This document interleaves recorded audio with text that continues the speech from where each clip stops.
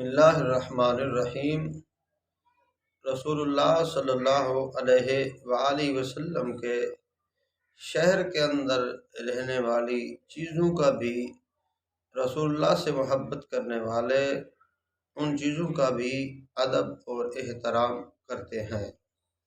ایک مرتبہ کا واقعہ ہے کہ ایک اللہ والے بزرگ تھے، وہ مدینہ پاک تشریف لے گئے۔ رسول اللہ صلی اللہ علیہ وآلہ وسلم کی مسجد نبوی کے اندر عشاء کی نماز ادا کی اور حرم پاک سے پھر واپس اپنے مکان پر تشریف لائے، ساتھ کچھ آدمی بھی تھے۔ تو جب اپنے مکان پر تشریف لائے تو دیکھا کہ بستر کے اندر ایک بلی سوئی پڑی ہے، نیند کر رہی ہے، آرام کر رہی ہے۔ تو حضرت صاحب نے فرمایا کہ آئیے ہم دوبارہ حرم پاک کے اندر جاتے ہیں، چلتے ہیں۔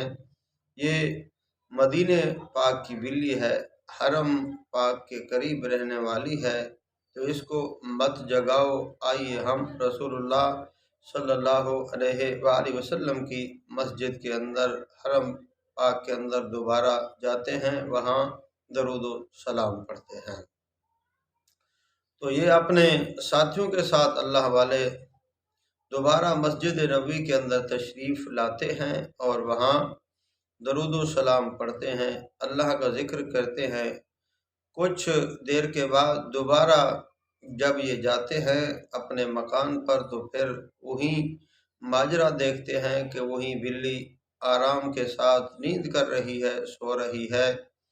تو پھر اللہ والے نے فرمایا آئیے اس کو نہیں جگانا، یہ حرم پاک کی بلی ہے، رسول اللہ صلی اللہ علیہ وآلہ وسلم کے شہر کی بلی ہے، اس کو سونے جو، اس کو مت جگاؤ، آئیے ہم پھر دوبارہ مسجد نبوی کے اندر جاتے ہیں۔ تو فرمایا ہم دوبارہ مسجد نبوی کے اندر چلے گئے، لیکن ہم نے بلی کو نہیں جگایا، بلی کو نہیں اٹھایا، بلی کے آرام کو خراب نہیں کیا۔ تو رسول اللہ صلی اللہ علیہ وآلہ وسلم سے بھی محبت کرتے ہیں اور رسول اللہ صلی اللہ علیہ وسلم کے شہر کے اندر رہنے والی جو چیزیں ہیں ان سے بھی محبت کرتے ہیں۔ آپ ذرا غور فرمائیے کہ کتنا رسول اللہ صلی اللہ علیہ وآلہ وسلم سے محبت ہوگی۔